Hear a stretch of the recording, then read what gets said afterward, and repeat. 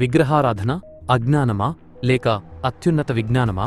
చాలామంది మన హిందూ ధర్మాన్ని చూసి మీరు రాళ్లను విగ్రహాలను పూజిస్తారు ఏమిటి, దేవుడు విగ్రహంలో ఎలా ఉంటాడు అని విమర్శిస్తుంటారు. వారికి మన లాజిక్ ఏంటో, మన తాత్వికత ఏంటో అర్థమయ్యేలా చెప్పాల్సిన సమయం వచ్చింది. కంటికి కనిపించని గాలిని మనం నమ్ముతాం, మనసులో కలిగే ఆలోచనలను నమ్ముతాం. కానీ అదే మనసుకి ఏదైనా విషయాన్ని వివరించాలంటే మాత్రం మనకు ఒక ఆకారం కావాలి. సైన్స్లో ఒక క్లిష్టమైన ఫార్ములాను అర్థం చేసుకోవడానికి ఒక బొమ్మ, డయాగ్రామ్ ఎలా అవసరమో, ఈ అనంతమైన సృష్టి వెనుక ఉన్న రహస్యాన్ని అర్థం చేసుకోవడానికి కూడా మన పూర్వీకులు ఒక అద్భుతమైన మార్గాన్ని కనిపెట్టారు. చాలామంది దీన్ని వెనుకబాటుతనమనుకుంటారు, కానీ దీని వెనుక ఉన్నది అత్యున్నతమైన విజ్ఞానం. అదేంటో తెలిస్తే మీ ఆలోచనా విధానమే మారిపోతుంది.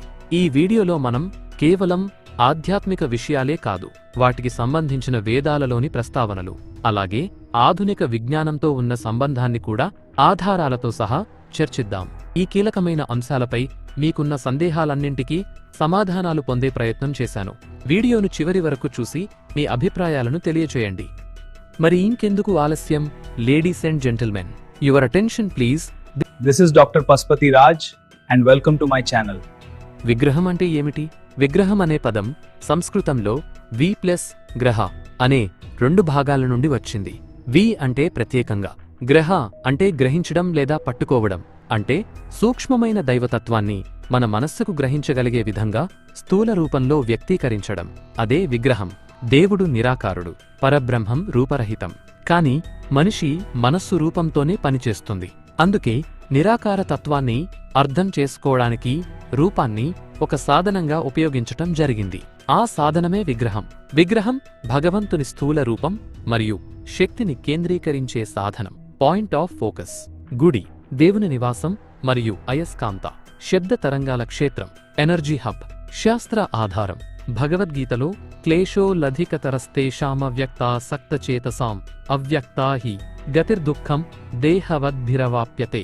అంటే నిరాకార తత్వంపై ధ్యానం చేయడం శరీరంతో ఉన్న మనుషులకు చాలా కష్టం. అందుకే రూపారాధన ఒక సులభ మార్గంగా చెప్పబడింది. శ్రీమద్భాగవతంలో అర్చాయామేవ హరయే పూజాం యః శ్రద్ధయేహతే నా తద్భక్తేషు చాన్యేషు సభక్తః ప్రాకృతః స్మృతః. అంటే విగ్రహంలో హరిని భావించి పూజ చెయ్యాలి, కాని అదే భావం జీవుల్లో కూడా కనిపించాలి. అంటే విగ్రహం అంతిమ లక్ష్యం కాదు, అది అంతరంగ శుద్ధికి ఒక సాధనం. విష్ణు సంహితలో ప్రతిమాసున్న తిష్ఠంతి దేవాః నా చ శిలాసు చ భక్తభావే తు తిష్ఠంతి తస్మాత్ భావో హి కారణం. అంటే దేవుడు రాతిలో ఉండడు, భక్తుని భావంలోనే ఉంటాడు. భావమే ప్రధాన కారణం. శ్రీమద్భాగవతంలో ఇలా చెప్పబడి ఉంది: శైలి దారుమయీ లౌహి లేప్యా లేఖ్యా చ సైకతి మణిమయీ మనోమయీ ప్రతిమాష్టవిధ స్మృత. అంటే విగ్రహాలు 8 రకాలు: రాయి, కలప, లోహం, మట్టి, ఇసుక, రత్నాలు, చిత్రపటాలు అనగా ఫోటోలు, మరియు మనస్సులో ఏర్పరచుకునే రూపం. భగవద్గీత ఏం చెబుతోంది? శ్రీకృష్ణ పరమాత్మ గీతలో భక్తులకు ఉన్న ఈ స్వేచ్ఛ గురించి ఇలా అంటాడు: యో యో యాం యాం తనుం భక్తః శ్రద్ధయార్చితుమిచ్చతి తస్య తస్యాచలాం శ్రద్ధాం తామేవ విదధామ్యహం. అంటే ఏ భక్తుడు ఏ రూపాన్ని, దేవతను శ్రద్ధతో పూజించాలనుకుంటాడో ఆ భక్తుడికి ఆ రూపం పందే స్థిరమైన భక్తిని నేనే కలిగిస్తాను. చివరికి ఏ రూపంలో పూజించినా అది ఆ పరమాత్మకే చేరుతుందని హిందూ ధర్మం చెబుతుంది. విగ్రహం ఎందుకు అవసరం? మనస్సుకు ఏకాగ్రత కావాలి. మన మెదడు దృష్టి ఆధారంగా పనిచేస్తుంది. రూపం ఉన్నప్పుడు మనసు త్వరగా కేంద్రీకృతమవుతుంది. భావోద్వేగ అనుసంధానం కూడా రూపం ద్వారా బలపడుతుంది. ఫోటో ఉదాహరణ. నేను మిమ్మల్ని ఒక ప్రశ్న అడుగుతాను. మీ ఇంట్లో మీ తల్లిదండ్రుల ఫోటో ఉందా? ఆ ఫోటోను మీరు గౌరవిస్తారా? ఒకవేళ ఎవరైనా ఆ ఫోటోపై కాలు పెడితే మీరు ఊరుకుంటారా? ఎందుకు? ఆ ఫోటో కేవలం ఒక కాగితం, కొంచెం రంగు మాత్రమే కదా. కాని మీరు ఆ కాగితాన్ని గౌరవించడం లేదు. ఆ కాగితం మీకు గుర్తు చేస్తున్న మీ అమ్మా నాన్నలను గౌరవిస్తున్నారు. విగ్రహం కూడా అంతే. అది కేవలం రాయి కాదు. ఆ రాయి ద్వారా మనం స్మరించుకునే ఆ పరమాత్మ మన లక్ష్యం. నిరాకారం వర్సెస్ ఆకారం. దేవుడు నిరాకారుడు, అంతటా ఉన్నాడు అని మేము కూడా నమ్ముతాం. కాని ఒక చిన్న పిల్లాడు సైకిల్ తొక్కడం నేర్చుకునేటప్పుడు అతనికి పక్కన 2 సపోర్ట్ చక్రాలు, ట్రైనింగ్ వీల్స్ అవసరం. అవి ఉంటేనే అతను పడకుండా నేర్చుకోగలడు. అలాగే సామాన్య మానవుడి మనస్సు అనంతమైన, కంటికి కనిపించని ఆ నిరాకార సత్యాన్ని నేరుగా పట్టుకోలేదు. అందుకే మన మహర్షులు మనకు ఒక ఆకారాన్ని ఇచ్చారు. ఆ ఆకారం మన మనసును నిలకడగా ఉంచే ఒక సాధనం మాత్రమే. శూన్యం. గణిత శాస్త్రంలో 0, 0 అంటే ఏమీ లేదు అని అర్థం. కాని ఆ ఏమీ లేని శూన్యాన్ని పేపర్ మీద రాయడానికి మనకు 0 అనే ఒక గుర్తు కావాలి. ఆ గుర్తు లేకపోతే మనం లెక్కలు చేయలేం. అలాగే దేవుడు అనంతం, శూన్యం. ఆ అనంతాన్ని ధ్యానించడానికి మనకు ఒక కేంద్ర బిందువు, ఫోకస్ పాయింట్ కావాలి. ఆ కేంద్ర బిందువే విగ్రహం. విగ్రహం అనేది దేవుడికి ముగింపు కాదు, దేవుణ్ణి చేరుకోవడానికి అదొక ప్రారంభం. రాయిలో దేవుడా, లేక దేవుడే రాయిగానా? విమర్శకులు అంటారు, రాయి దేవుడు ఎలా అవుతుంది అని. అప్పుడు మేము అంటాము, ఈ సృష్టిలో అణువణువునా దేవుడున్నప్పుడు ఆ రాయిలో మాత్రం ఎందుకు ఉండడు అని. దేవుడు లేని చోటు ఎక్కడ ఉంది?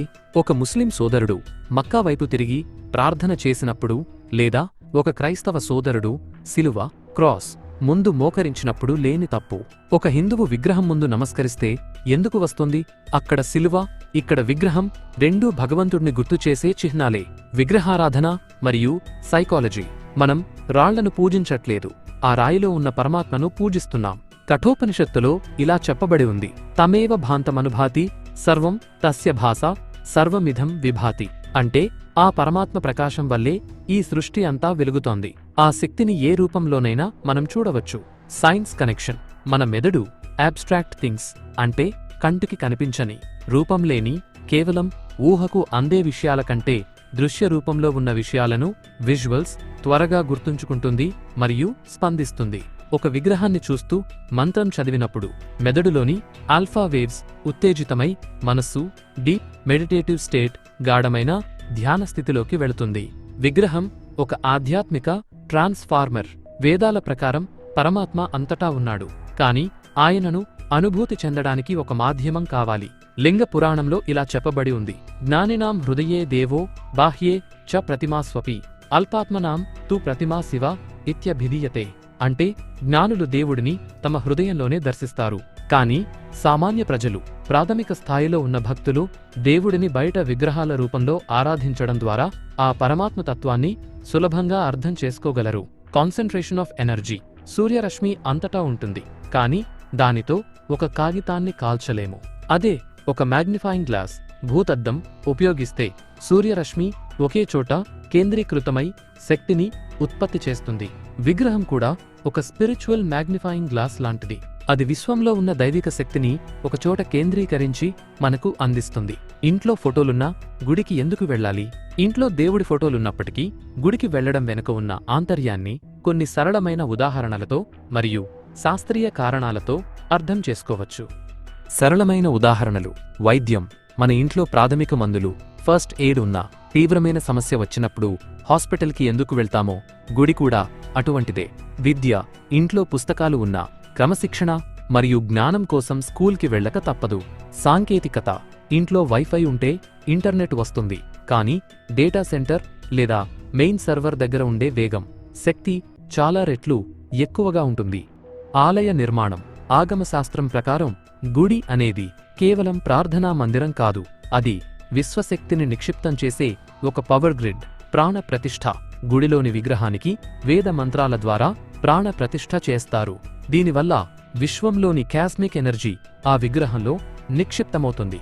గర్భాలయం. విగ్రహాన్ని భూమి యొక్క మ్యాగ్నెటిక్ సెంటర్ అంటే అయస్కాంత రేఖలు కేంద్రీకృతమయ్యే చోట ప్రతిష్ఠిస్తారు. విగ్రహం కింద రాగి రేకులు, యంత్రాలు వేస్తారు.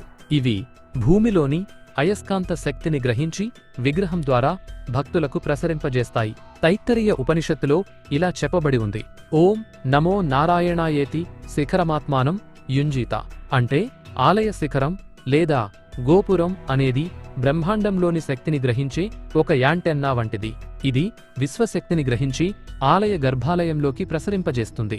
Modern science connection. ఆధునిక విజ్ఞాన శాస్త్రం ప్రకారం శక్తి, ఎనర్జీ ఎప్పుడూ ఒక కేంద్రం నుంచి ప్రసరిస్తుంది. అస్థిరంగా ఉన్న మనస్సును ఒక చోట నిలపడానికి విగ్రహం ఒక సాధనం. దీన్నే సైకాలజీలో యాంకర్ అంటారు. గుడిలో కొట్టే గంటలు, చదివే మంత్రాల వల్ల వచ్చే శబ్ద తరంగాలు, సౌండ్ వేవ్స్ మెదడులోని ఎడమ మరియు కుడి భాగాలను ఏకం చేస్తాయి. దీనివల్ల ఒత్తిడి తగ్గి ఏకాగ్రత పెరుగుతుంది. సైన్స్లో ఒక క్లిష్టమైన ఈక్వేషన్ని అర్థం చేసుకోవడానికి ఒక బొమ్మ, డయాగ్రామ్ ఎలా అవసరమో అనంతమైన దైవత్వాన్ని అర్థం చేసుకోవడానికి విగ్రహం అనే చిహ్నం అలా ఉపయోగపడుతుంది. చివరిగా, ఇంట్లో పూజ మనకు భక్తిని ఇస్తే గుడికి వెళ్లి రావడం వల్ల మనలోని పాజిటివ్ ఎనర్జీ రీఛార్జ్ అవుతుంది.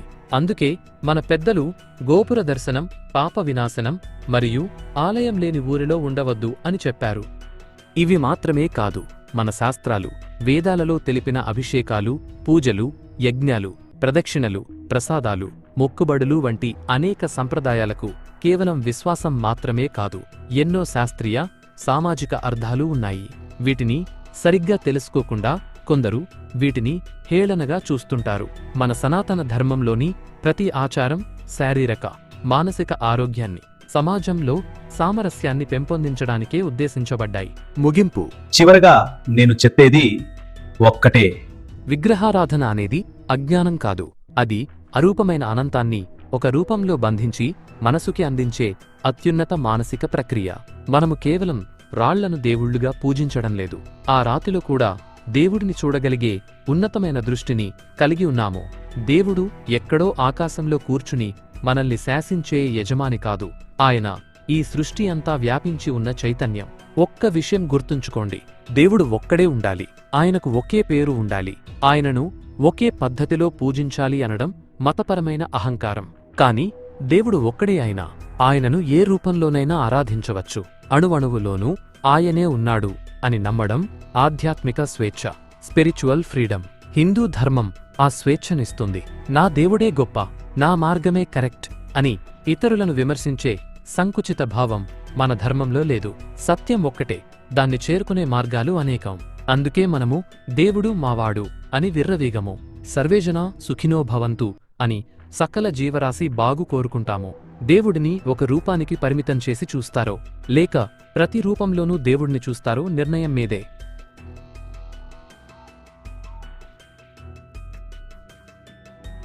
ఈ టాపిక్ మీద మీ అభిప్రాయాలను కింద కామెంట్స్ రూపంలో షేర్ చేసుకోండి. మీకు నా వీడియో అండ్ నా ఎక్స్ప్లనేషన్ నచ్చినట్లయితే ప్లీజ్ లైక్ అండ్ షేర్. రెగ్యులర్గా నా వీడియో అప్డేట్స్ కావాలనుకుంటే మాత్రం తప్పకుండా నా యూట్యూబ్ ఛానల్ని సబ్స్క్రైబ్ చేసుకోవడం మాత్రం మర్చిపోకండి.